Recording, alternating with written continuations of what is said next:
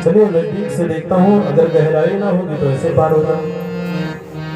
धीरे धीरे अंधेरा भी होगा। वहां पे जब पहुंचे तो देखा एकदम काला पानी और था नहीं कि गहराई कितनी है। सोचने लगे मेरी ताकत तो नहीं पार जाएगी। शाम का समय हो रहा है, एक काम से निवृत्त हो जाऊं, संध्या कर बैठ के संध्या करने लगे। और इधर सुखदेव जी महाराज कहते हैं साक्षात भगवान नारायण ही नाविक बने, नाव लिए और उस अवघट घाट में नाव लेके पहुंचे। आवाज लगाया कोई पार चलने वाला है। थकान अधिक होने के कारण इतना तेज से शब्द भी नहीं निकल पा रहा था कि नाविक तक पहुंचे। और इशारा भी करें तो अंधेरा हो रहा था, अंधेरे के कारण दिखाई नहीं दे रहा था कि इशारा वहां तक पहुंच रहा है। धीरे धीरे उतरते हैं, आवाज आती है अंतिम नौका है, जिसको चलना हो चले, अन्यथा फिर रात में यहीं रहना पड़ेगा, कोई नाव नहीं। धीरे धीरे उतरते हुए उस जगह पे पहुंचते हैं ब्राह्मण देवता जहाँ पे नौका मिला। लेकिन यहाँ पे चढ़ने का कोई सहारा, एक दो बार कोशिश तो किया लेकिन चढ़ नहीं पाए। हाथों में वो ताकत नहीं रह गई थी कि अब अपने सहारे में चढ़ गए। तो नाविक से निवेदन किया भैया थोड़ा सहारा करेंगे।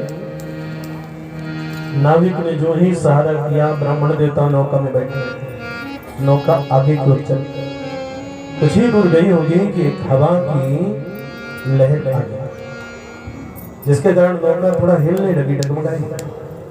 नाविक ने क्या कहा, देख लीजिए पंडित जी, नाव चलाने में कितनी ताकत रखती है। और जब उतराई देने का नंबर आता है तो यात्री 2 पैसे में 1 ही पैसा देना चाहते हैं। ब्राह्मण देवता ने सोचा कि कम से कम वो 1 पैसा दे तो देता है, लेकिन यहाँ तो वो भी शरण नहीं। ए भैया हमको यही छोड़ दीजिए, इतना जरूरी मेरा काम नहीं। क्यों पंडित जी? बोले आपको देने के लिए मेरे पास 1 पैसा नहीं। केवट ने कहा पंडित जी आप ये क्यों सोच रहे हैं कि आपसे मुझे पैसे की चाहिए? आप जैसे तपस्वियों का मुझे आशीर्वाद चाहिए। नौका आगे बढ़ गई। केवट बार बार सुदामा जी को देख करके ना मुस्कुरा रहा है। दुनिया तो बदल गई लेकिन मेरे मित्र में कोई परिवर्तन, जैसा था वैसा था। पार किया। केवट से सुदामा जी ने पूछा कि भैया यहाँ से द्वारिकापुरी पुणे बहुत दूर तो नहीं है पंडित जी, लेकिन आपकी इस स्थिति को देख करके मुझे लगता है आप 3 दिन चलेंगे तो आपको मिले, क्योंकि 24 घंटे भी आप चलेंगे तो आधा किलोमीटर जाएंगे, कम से कम यहाँ से 1.5 किलोमीटर तो है। सुदामा जी कहते हैं इतना दूर? सुन देखा भैया, तेरी 1000 बार गरज होगी ना तो मुझे बुलाएगा। तुझे क्या लगता है मैं बेटा बेटी मांगने आया हूं, धन दौलत दे? नहीं। तब तक सुदामा जी की दृष्टि अपने पैरों में गई। इन पैरों में न छाले पड़े और मानो सुदामा जी से ये कहते हैं रस्ते भर में रो रो करके पूछा के छालों ने, बस्ती कितनी दूर बसाई, हृदय में बसने वाली। लोग कहते हैं तू तो हृदय में रहता है, लेकिन आज उससे मिलने का समय आया तो इतना दूर हो गया। सो गए, नींद आ गई। नींद लगती है ना तो जगह का चयन करने में असुविधा, कहीं भी लेट जाइए सो जाए।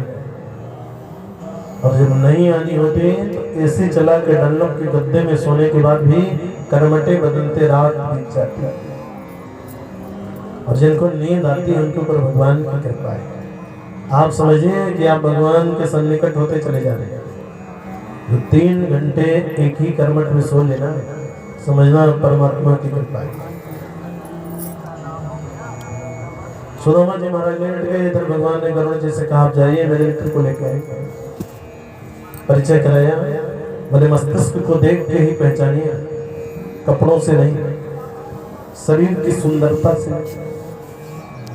मस्तिष्क के तेज को जो मेरा मित्र होता है ना, उसके मस्तिष्क का तेज सुंदर होता है और वही हमारी पहचान। गरुड़ जी ने देखा जैसे प्रभु ने बताया तो वैसे एक सज्जन यहाँ है, लेकिन ये तो गहरी नींद में सोए हैं, जगाऊं कैसे?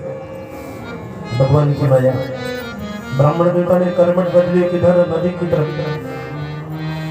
गरुड़ जी ने उधर ही अपने पंख को लगाया और जैसे लगाया वैसे ब्राह्मण देवता उनके पेट में उठाया, ले आके द्वारिका के महल की पहली सीढ़ी में विराजमान किया। भगवान की ही माया, ब्राह्मण देवता ने करवट बदली। गरुड़ जी ने जाके सरकार को कहा, महाराज आपका काम है। सुबह 4 बजे भारत देश है, यहाँ का मानव तो छोड़िए, पशु और पक्षी भी सुबह 4 बजे अपनी आंखों को खोल देता है, उसे भी समझ में आ जाता है ब्रह्म मुहूर्त हो गया। क्योंकि हर दिन हम आपको जगाने के लिए परमात्मा स्वयं 4 बजे आ गया। तो बेटे सुबह हो गए। आपने देखा भी 4 बजे अभी करूंगा क्या, क्योंकि उसके पीछे आलस्य रूपी दुर्योधन तो लिए कमल खड़ा है। तब हमें लगता है कमल और मिल जाए, बस आधा घंटे सोनू चल लूंगा, और आधा घंटे का 8 बज जाता है 5। सुदामा जी की नींद 4 बजे खुली, और जैसे नींद खुलती है वैसे ही कानों को सुख देने वाली मधुर ध्वनि सुनाई देती है। जय जय गोविंद।